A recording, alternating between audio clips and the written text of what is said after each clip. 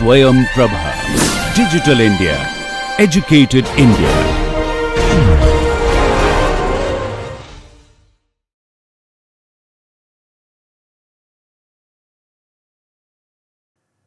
Hello everyone, welcome back to Optimization in Civil Engineering.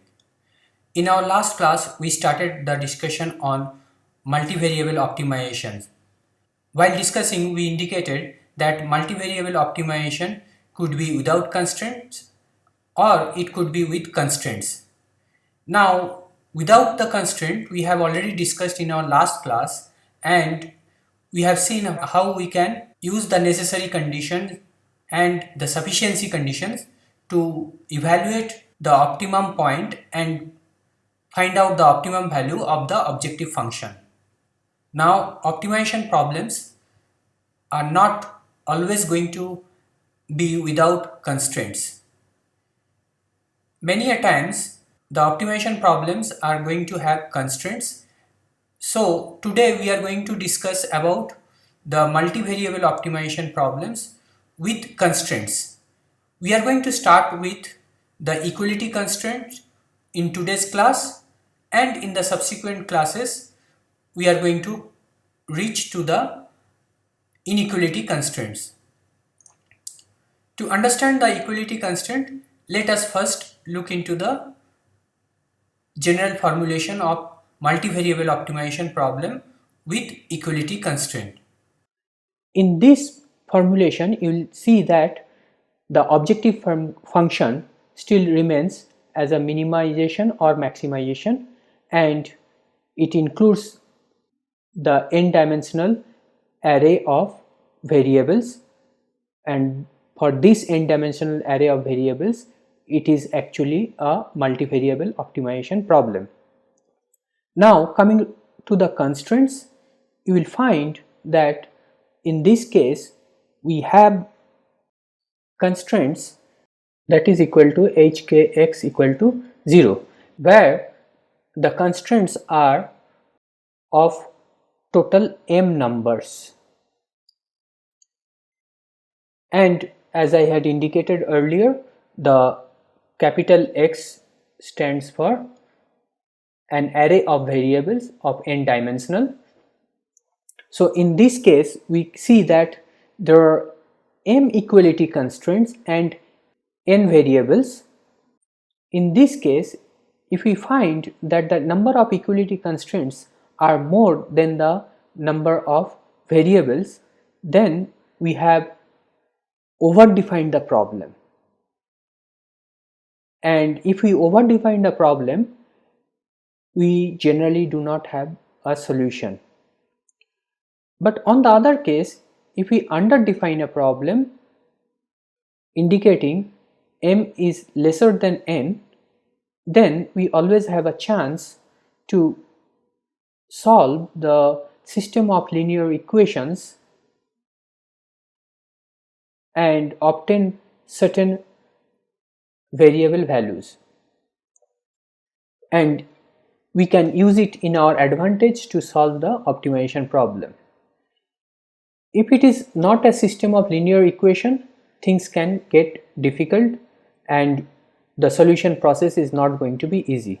So let's look into some of the solution methods that can be employed to solve a multivariable optimization problem with equality constraints. These solutions methods are as follows: direct substitution method, constraint variation method, Lagrange multipliers method. In this class we will be discussing these three methods. Today we are going to discuss the direct substitution method. So coming to the direct substitution method, as I had indicated earlier, if there are m equality constraints, we can solve the system of equation and obtain the values of m variables. However, in this case we had n number of variables, and if we see that n is greater than m, so we still need to solve for the n minus m variable. Now m constraints can be effectively used to solve for the m number of variables, and use those variable value to replace it in the objective function to obtain an objective function with n minus m number of variables. And once we do this, we have already solved the constraint equations, which means that there is no more constraint for this n minus m number of variables. So our objective function becomes effectively unconstrained optimization problem, and we can use the unconstrained optimization problem solution method to solve this particular type of problems.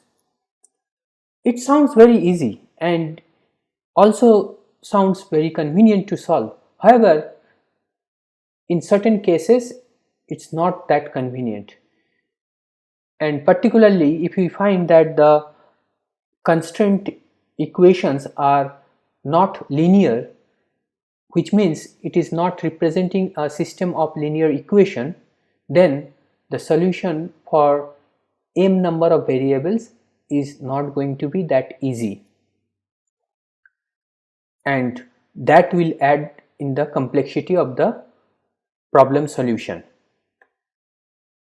So we'll look into those aspects through one of the example that I'll discuss today.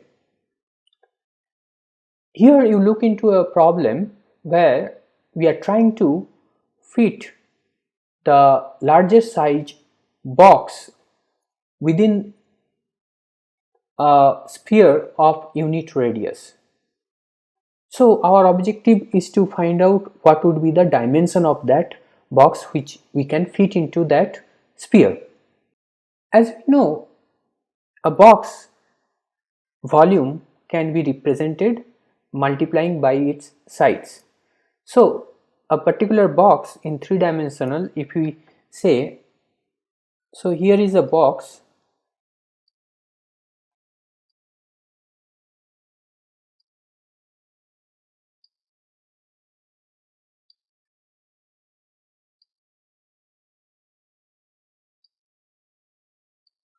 with dimension x1,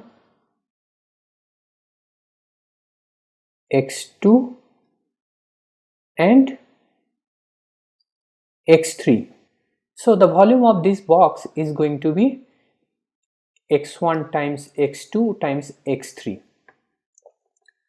Now this box we need to fit it inside the sphere, and the sphere radius we said is 1 unit. So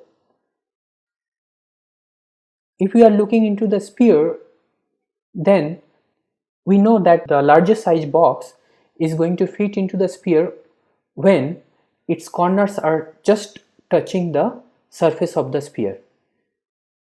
So in that case we can easily say that the sphere radius can be defined by this equation. So it is actually giving us from a center point the distance, and this distance from the center of the box can be easily obtained from the three sides which we know. So the size of the box is constrained by this particular equation.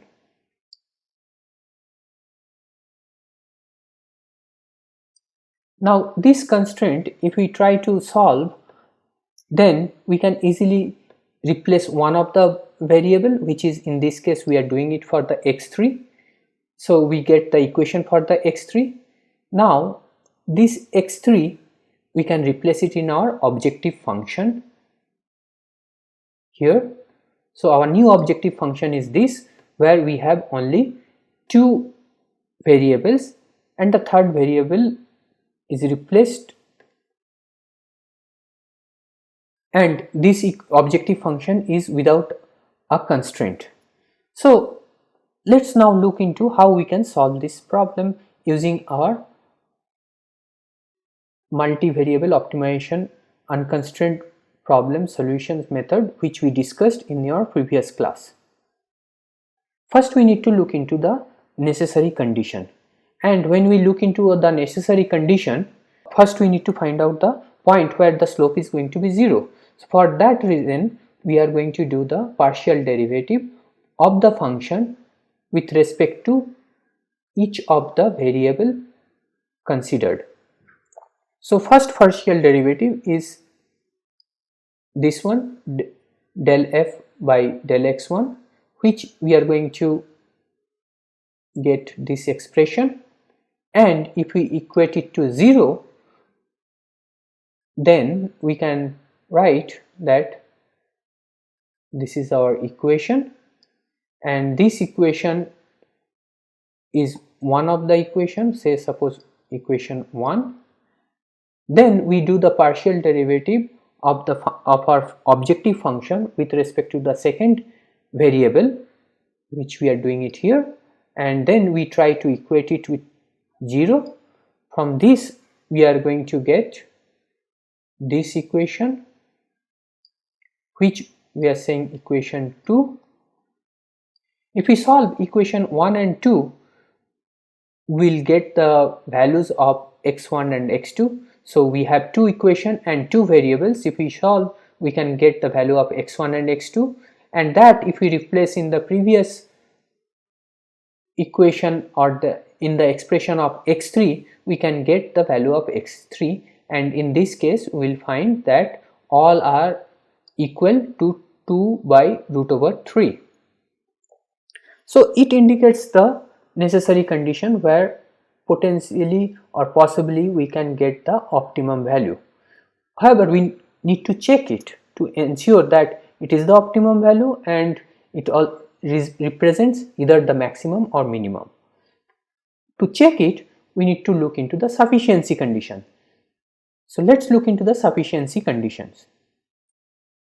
So looking into the sufficiency condition, if we go back to our original problem, we had 3 variables and 1 constraint.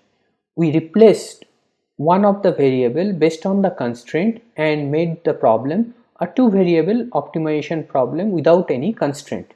So we are looking into the revised problem, and in this revised problem we have 2 variables, and these 2 variable values are x1 equal to x2 equal to 2 by root 3. And the sufficiency, as per the sufficiency condition, we have to do the second order derivative of the function with respect to the 2 variables.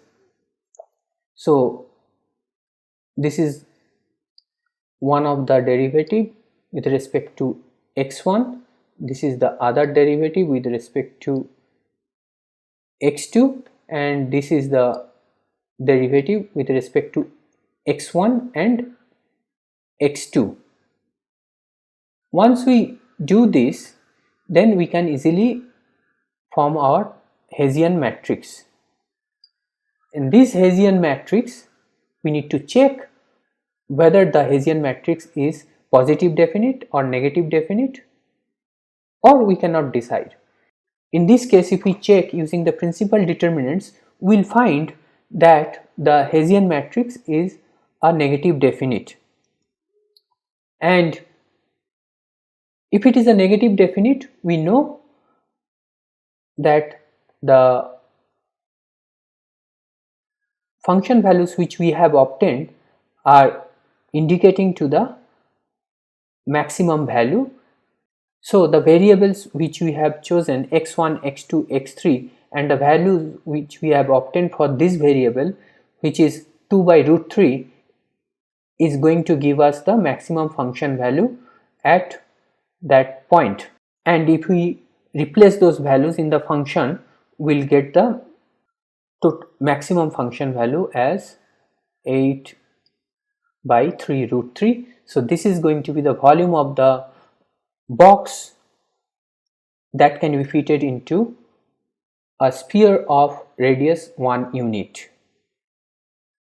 Here you can see that the problem seems to be easy because we had only 3 variables and our constraint was quite simple and it was easy to do the derivatives of the first order and the second order. You can always imagine if the number of variables are more than 3 and the constraint was not in a linear form, then this evaluation or these calculations are not going to be this simple.